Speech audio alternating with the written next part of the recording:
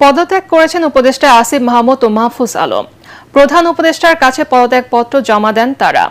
আনুষ্ঠানিকভাবে জানান প্রেস সচিব শফিকুল আলম। এর আগে সচিবালয়ের সংবাদ সম্মেলনে আগামী নির্বাচনে অংশ নেওয়ার কথা জানান আসিফ মাহমুদ, তবে কোন দল থেকে তা পরিষ্কার করেননি।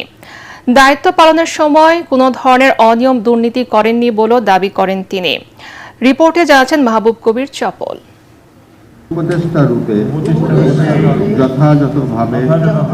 মাত্র ৩০ বছর বয়সের মধ্যেই মন্ত্রিত্বের স্বাদ পান মাহফুজ আলম ও আসিফ মাহমুদ। জুলাই আন্দোলনে মৃত্যুর হাত থেকে ফিরে দেশ পরিচালনার দায়িত্ব পান তারা। তবে অন্তর্বর্তী সরকারের ১৬ মাসের মধ্যেই তাদের যাত্রা শেষ হলো। বুধবার সন্ধ্যায় প্রধান উপদেষ্টার কাছে পদত্যাগপত্র জমা দেন এই দুই ছাত্র উপদেষ্টা। এই বয়সে গুরুত্বপূর্ণ দায়িত্ব পালন করায় তাদের ধন্যবাদ জানিয়ে ভবিষ্যৎ পথচলায় শুভকামনা জানান প্রধান উপদেষ্টা ডক্টর মোহাম্মদ ইউনূস। পরে সংবাদ সম্মেলনে এসব তথ্য জানান প্রেস সচিব। জুলাই গণঅভ্যুত্থানের সম্মুখ সারিতে থেকে নেতৃত্ব দেয়া এই দুই ছাত্রনেতার পদত্যাগপত্র গ্রহণের পর প্রধান উপদেষ্টা তাদের ভবিষ্যৎ জীবনের মঙ্গল কামনা করেন। তিনি বলেন, কোর্ট অভ্যুত্থানের নেতৃত্ব দিয়ে তোমরা যেভাবে জাতিকে ফ্যাসিবাদী শাসন থেকে মুক্তির পথে অবদান রেখেছ তা জাতি মনে রাখবে। এর আগে সচিবালয়ে বিদায়ী সংবাদ সম্মেলনে উপদেষ্টা থাকার সময় বিভিন্ন অভিজ্ঞতার কথা তুলে ধরেন আসিফ মাহমুদ। অনেক ধরনের অভিজ্ঞতাই হয়েছে, অনেক কিছুই হয়তো বলা যায় না।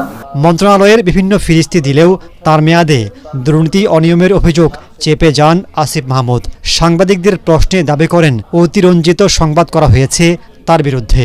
আমার এই কনফিডেন্সটা ছিল যে আমি কাউকে এই ধরনের কোনো কিছু করার সুযোগ দেইনি এবং আমার টিমের কেউ এই ধরনের কোনো কিছুর সাথে জড়িত নয়।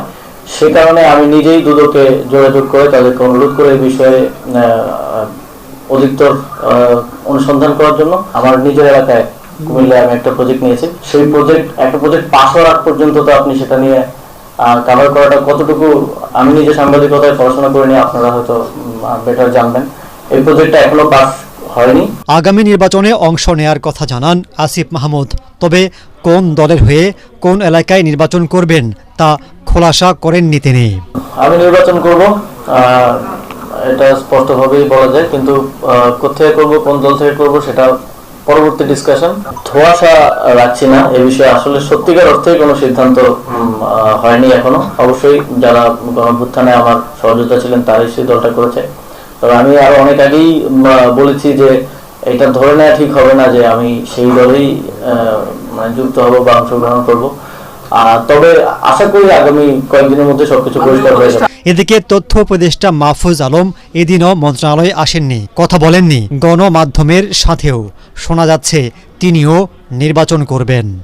মাহফুজ আলম আর আসিফ মাহমুদ পদত্যাগ করবার পর উপদেষ্টা পরিষদে এখন 21 জন সদস্য রইলেন।